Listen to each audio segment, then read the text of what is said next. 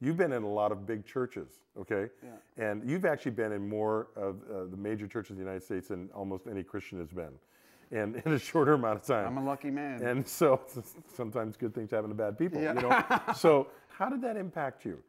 I thought, wow, they sure have gone in a very different direction than the stuff I read in the Bible. Yeah. You know, and I don't want to sound too preachy there. Right. But I really think that it didn't, you know, I mean, when we went to a certain church that shall remain nameless in Texas in the former Compaq Center,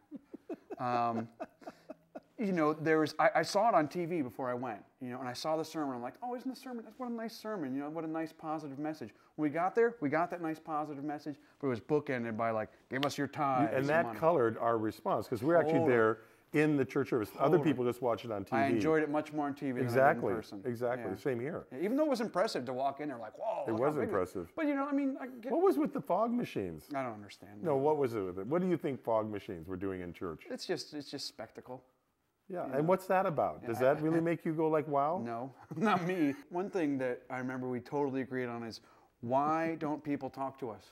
You know? Oh, yeah, right. Why does nobody talk to us? I mean, to me, if I was like... Like when you go into a church, you mean, like you're sitting there, Yeah, they greet you on your way in and then go, Steve, go ahead, you know? And, and I'm, you know, I'm possibly a seeker. I'm the guy you've been waiting for, you know? Well, I mean, the deal that happened that was so interesting is that we went into a situation anonymously and didn't try and modify it in any way. We just observed it. Like a restaurant reviewer. Exactly. Yeah. So we went in and to find out, well, how will people behave if they don't know we're here, you know?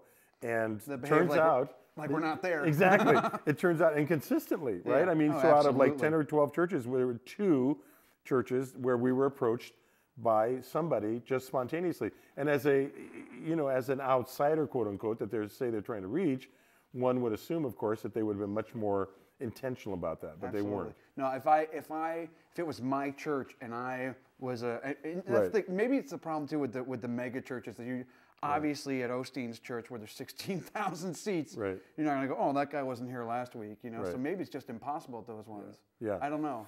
This is what I think. I think they lost their sense of community.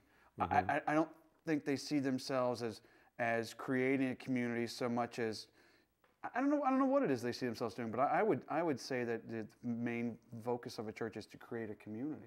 Well, I mean, by what you observe, what do you think the main focus has become? I mean, build the church bigger. Okay, build the church bigger, get more people in there, right? And then, I mean, I think that even Christians would go like, yeah, that's not far from the truth. What kind of goal is that, though? Well, I don't know, because then what happens is those same churches try and talk about community. Do you think it's possible that those churches can actually foster a sense of community in some of those really big churches? Well, one thing I would, if I could go do it all over again, I'd check out some of their small groups, because they do promote those small groups. Maybe something different happens there.